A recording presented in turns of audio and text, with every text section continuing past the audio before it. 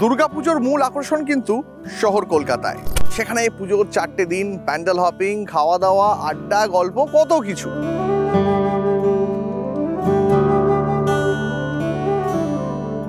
কিন্তু গ্রাম বাংলার পুজো, সেই গ্রাম বাংলার পুজো এবং তার অজানা ইতিহাস সম্পর্কে জানতে হলে আমাদের পাড়ি দিতে হবে রাজ্যের অন্যান্য প্রান্তে। তাই অনেক শহুরে মানুষই পুজোর 4টে দিন একটু নিরিবিলিতে এই সমস্ত রাজ্যের অন্যান্য প্রান্তগুলোতে, বিভিন্ন জেলাতে কাটাতে চান। আজ আপনাদের নিয়ে এসেছি এক এমন জায়গায়, এক এমন পুজোয় যেখানে একটা রাজবাড়ি রয়েছে, রয়েছে তার ইতিহাস, রয়েছে তার না জানা লোকশ্রুতি এবং অনেক এমন জিনিস যা শুনলে আপনিও চমকে উঠবেন। এই যে জায়গাটায় এখন আমরা রয়েছি, এই জায়গাটার নাম চিল্কিগড়। এই ঝাড়গ্রামের একটা অন্যতম আকর্ষণের কেন্দ্রবিন্দু এবং একটা পর্যটন কেন্দ্রও বটে। এই চিল্কিগড়ের যে দুর্গা মন্দির রয়েছে তার নাম কনক দুর্গা মন্দির। এই জায়গাটা এমন, মানে ঝাড়গ্রামের যে জায়গাটা এখন আমরা দাঁড়িয়ে রয়েছে চিল্কিগড়, এমন একটা জায়গা এবং এই কনক দুর্গা মন্দিরটা এমন একটা জায়গায় অবস্থিত যার একদিকে চিল্কিগড়ের রাজপ্রাসাদ বা রাজবাড়ি, আর একটা দিকে দুলং নদী। এই দুইয়ের মাঝখানে দাঁড়িয়ে রয়েছে এই কনক দুর্গার মন্দির। এবং ভৌগোলিক কারণেই এখানে খানিকটা ঝাড়খণ্ডের, খানিকটা ওড়িশার আর খানিকটা বাংলার, এই 3 সংস্কৃতির একটা অদ্ভুত মেলবন্ধন তৈরি হয়েছে। এই জায়গাটাকে জানেন তো, বলা যেতেই পারে এটাকে ঝাড়খণ্ডের বা ঝাড়গ্রামের প্রবেশদ্বার।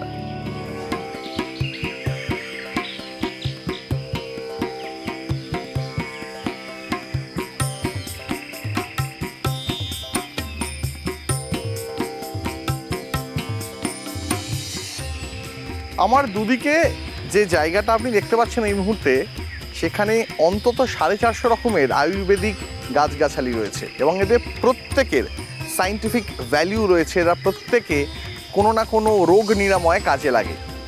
এই জায়গাটা আগে এতটা ঘেরা ছিল না, এতটা সুরক্ষিত ছিল না।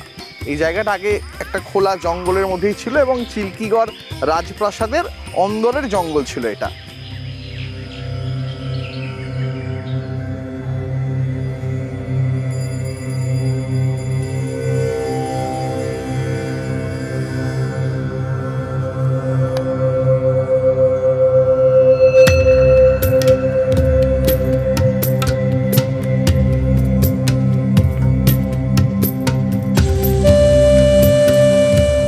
আমার সঙ্গে রয়েছেন এই মন্দিরের যিনি প্রধান পুরোহিত, 94 বছরের প্রধান পুরোহিত। প্রথমেই আপনার নামটা জানতে চাইব।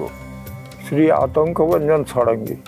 কতদিন ধরে এখানে মা পূজিত হচ্ছেন, মানে এই মন্দির কতদিনের পুরনো? এই মন্দির এখানে 550 বছর আগের থেকে মা কনক দুর্গার পুজো হয়ে আসছে।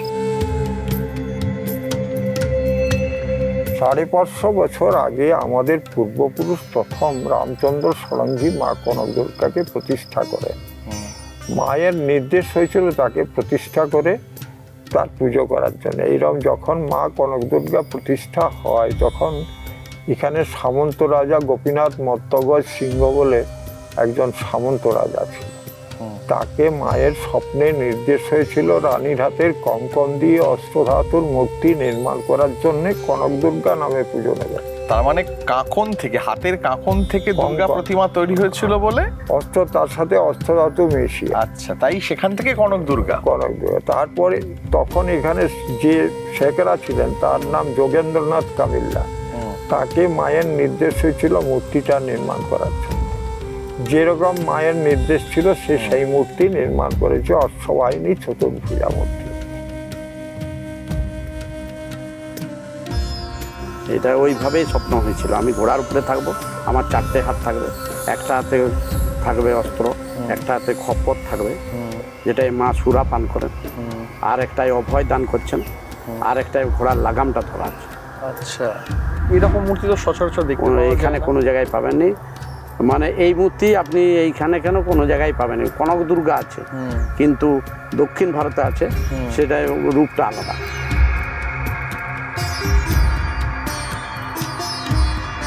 কনক দুর্গা মন্দিরে তো প্রতিদিনই পুজো হয়। সাধারণ পুজো প্রতিদিনই হয়, সন্ধ্যা আরতি প্রতিদিনই হয়। দুর্গা পুজোর 4টে দিন এখানে ঘট পুজো হয়, তার মানে বিসর্জন, ঘট বিসর্জন দেওয়া হয়। এই যে সপ্তমী দিন ঘট এখানে মায়ের ঘট ভিতরে ঢুকলো, সেইখান থেকে সপ্তমী পুজো শুরু হলো, সপ্তমী কল্পারম্ভ হলো। সপ্তমী কল্পারম্ভ থেকে অষ্টমী কল্পারম্ভ, নবমী, এরকম কল্পারম্ভ পঞ্জিকায় যেরকমভাবে সময় নির্দেশ করা আছে সেই নির্দেশ অনুযায়ী মায়ের পুজোটা শুরু করা হয়।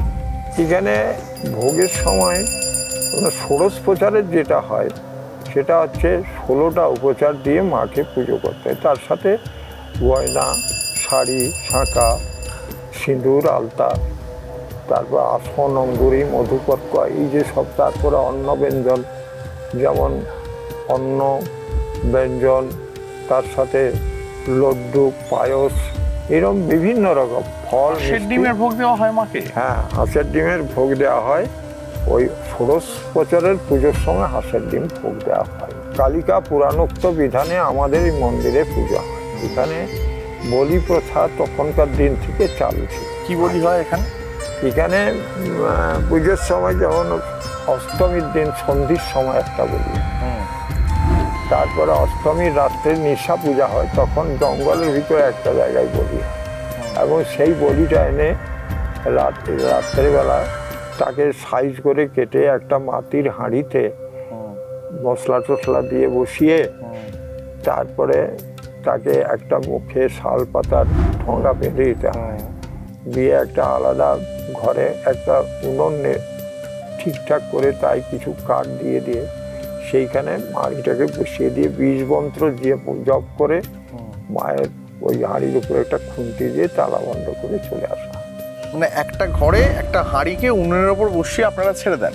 আপনাদের বিশ্বাস যে ওই ভোগ মা নিজে রান্না করেন? নিজে রান্না, এবং সেইভাবে আজ এখনো পর্যন্ত সেইভাবেই হয়ে আসে। এখানে কি নরবলিও হতো? সেটা বহুদিন আগে, তখন আপনার এখানে কনক দুর্গা প্রতিষ্ঠা হননি তখন। আচ্ছা, তার আগের কথা, মা মহামায়া রূপে মা দুর্গার পুজো হতো তখন। এখানে একটা জায়গা দেখছিলাম ঘিরে রাখা আছে পাথর দিয়ে, রেলিং দিয়ে ঘেরা, ওই জায়গাটা ওইটা হচ্ছে ব্রাহ্মণ রাজার সমাধি।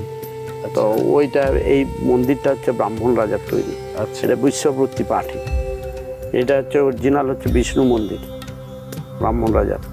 তো তখন যে মহামায়ার পুজো হতো, তখন ওইখানে মহিষমুদ্রিনী মূর্তি পুজো হতো, এই গাছে হাত চালাতে করে মহিষমুদ্রি পুজো হতো।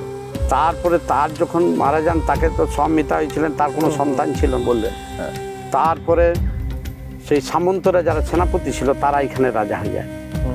তো সেই সামন্তদের আমলে মায়ের আবির্ভাব হয়। অরিজিনাল এখন যারা আছেন এদের অরিজিনাল স্টেট হচ্ছে ঘাটশিলা, ঝাড়খণ্ড। এটা মেয়ে তার বাবার সম্পত্তিটা পেয়েছে।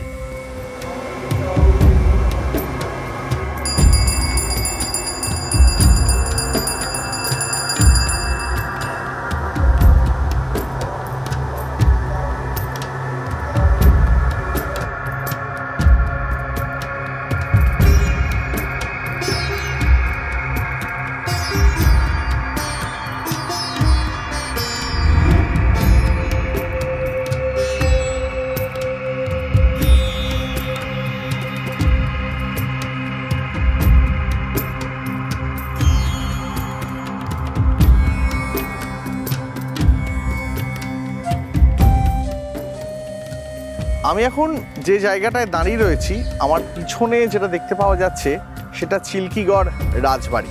এই রাজবাড়ির একটা, জানেন তো, 350 বছরের পুরনো ইতিহাস রয়েছে। রাজা গোপীনাথ সিংহ এই রাজবাড়িটি প্রতিষ্ঠা করেন।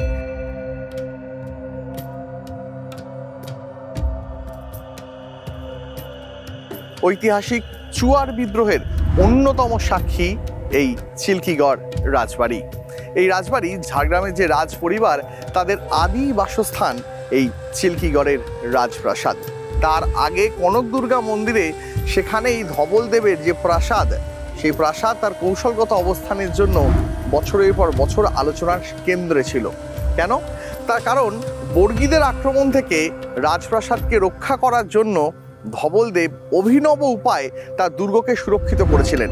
সেই দুর্গের মাঝে তিনি পরিখা কেটে দিয়েছিলেন, যাতে দুলুং নদীর জল সেই পরিখার মধ্যে দিয়ে বয়ে যেত এবং বর্গীরা সহজে রাজপ্রাসাদ আক্রমণ করতে পারত না।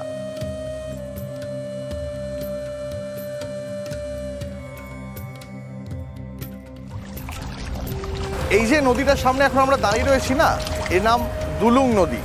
এই নদীর তলদেশটা খুব পাথুরে এবং মাটিতে প্রচুর পরিমাণে লৌহ আকরিক রয়েছে, যে কারণে এখানকার জমির রং একটু লালচে। কিন্তু জানেন তো, দুলুংয়ের না নিজস্ব একটা রঙও রয়েছে, যে কারণে এই চিল্কিগড়ের যে সামগ্রিক অভিজ্ঞতা তাতে এক অনন্য মাত্রা যোগ করে।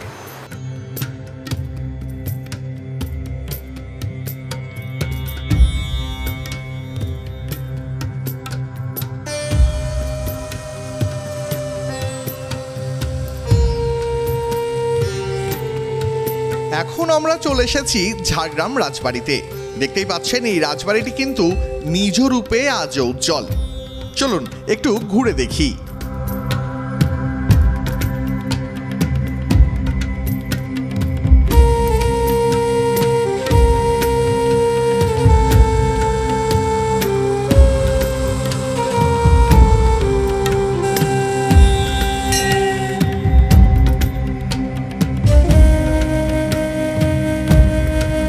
আমরা এখন রয়েছি ঝাড়গ্রামের রাজ পরিবারের দুর্গাপুজোয়। রয়েছি এখন সাবিত্রী মন্দিরে। যে সাবিত্রী মন্দিরে এটা নিয়ে অনেক কথা রয়েছে, অনেক পৌরাণিক আখ্যান রয়েছে, অনেক ইতিহাস রয়েছে, এবং সেই ইতিহাসের পাতায় একবার ঘুরে দেখতে আজ আমরা মল্ল পরিবারের যিনি বংশধর এবং আজ আমাদের সঙ্গে রয়েছেন জয়দীপ মল্লদেব। নমস্কার আপনাকে। নমস্কার। স্বাগত জানাই।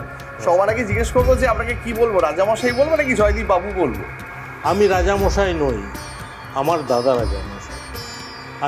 আমার দাদার ছোট ভাই, আমার নাম জয়দীপ মল্লদেব। তো এই পুজো নিয়ে জড়িত থাকি আমরা সারা বছর ধরে। তিনি হচ্ছেন আমাদের কুলদেবী মা সাবিত্রী। এই সাবিত্রী মাকে উদ্দেশ্য করেই এখানে দুর্গা পুজো, মানে সাবিত্রী মায়ের কে ছেড়ে এখানে দুর্গা পুজো আগে ছিল না। সকলে বলেন যে ঝাড়গ্রামে পুজো নাকি পুজোর অনেক আগে থেকেই শুরু হয়ে যায়, এমনকি নাকি মহালয়ার আগে থেকেও শুরু হয়ে যায়, মানে দেবী পক্ষের সূচনার আগেই ঝাড়গ্রামের রাজপরিবারের দুর্গাপুজোর সূচনা হয়ে যায় বলেন, জনশ্রুতি রয়েছে। জানতে চাইবো আপনার কাছ থেকে। একটা জিতাষ্টমী বলে হয়, জিত বাহনের পুজো হয়। সেই জিত বাহনের পুজো অর্থাৎ রাধাষ্টমীর পরে যেদিন জিতাষ্টমী হয়, সেই জিতাষ্টমী থেকেই আমাদের এখানে দুর্গাপূজা হয়ে থাকে। এখানে আগে আমার পূর্বপুরুষ রাজা সর্বেশ্বর সিং চৌহান, উনি সুদূর রাজস্থান থেকে এসেছিলেন। পুরী দর্শন করতে করতে ঝাড়গ্রাম আসেন। সে মাল রাজাকে পরাস্ত করে এখানে সাম্রাজ্য বিস্তার করেন এবং এখানে এই সাবিত্রী মায়ের মন্দির স্থাপনা করেন। তো এই যে মূর্তি, এই যে মুখোশ দেখছেন, এটা ওনাদের পিতৃপুরুষকে স্মরণ করেই আমি এইখানে ওনার মায়ের একটা আকৃতি দিয়েছি মাত্র, কিন্তু এইখানে ওই পিণ্ডতেই আমাদের পুজো হয়। দুর্গা পুজোও সেই এতে চলে আসছে এবং এটা আমাদের এই পুজো সাধারণত কোনো জায়গায় হয় না, যেটা জিতাষ্টমীর থেকে আমাদের এইখানে চণ্ডীপাঠ ও বড় দুর্গার পূজা শুরু হয়ে যায়। তার মানে ঝাড়গ্রাম রাজ পরিবারের যে পুজো, সেই পুজোয় কোনো প্রতিমার পূজিত হন না, প্রতিমা পূজিত হন না, পট পূজিত হয়। আগে যে পট ছিল, পট মানে আগে ওই পাটের তৈরি, পাট এবং শোলার তৈরি একটা পট ছিল, সেটা কিন্তু আমরা সেই 450 বছর ধরে আর ধরে রাখতে পারিনি, নষ্ট হয়ে গেছে। তাই গঙ্গা মায়ের উপরে ওটা বিসর্জন করে নূতন আমরা আকৃতি দিয়ে একটা মায়ের ছবি এঁকে আমরা সেটাকেই পুজো অর্চনা করে আসছি।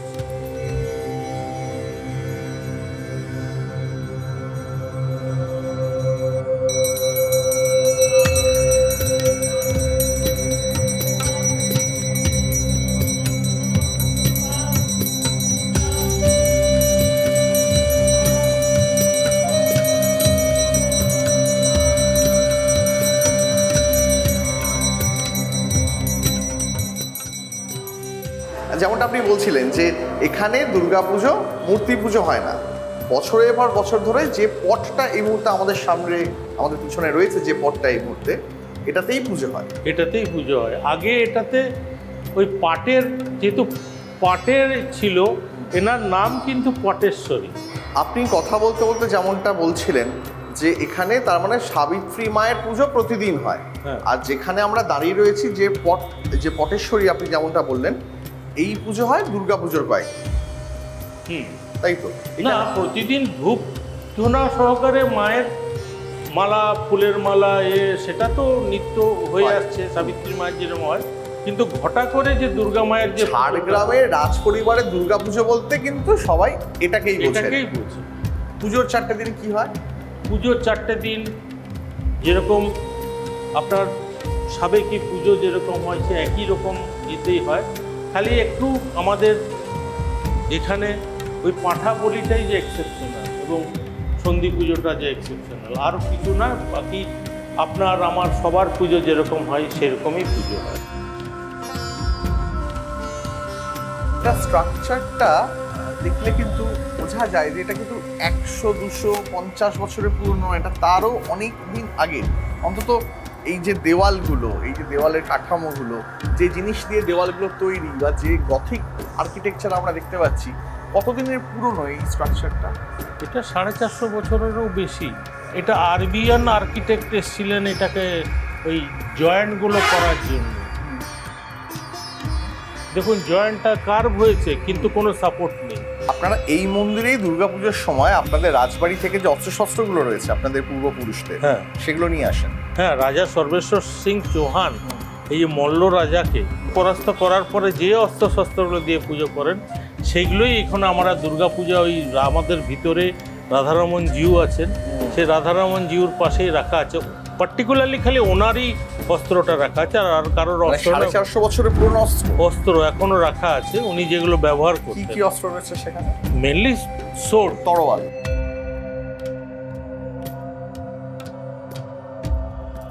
আজ আমরা ঘুরে দেখলাম ঝাড়গ্রামের রাজবাড়ির অন্দর, ঘুরিয়ে দেখালাম আপনাদের ছিলকিগড় রাজবাড়ি, দেখালাম কনক দুর্গার মন্দির, সাবিত্রী মন্দিরের নানা পৌরাণিক কাহিনীও শোনালাম আপনাদের। এবার আমাদের কলকাতায় ফেরার পালা। আবার আপনাদের সঙ্গে এরকমই আরও অনন্য না শোনা ইতিহাসের কোনো রাজবাড়ির পুজো নিয়ে আবার দেখা হবে।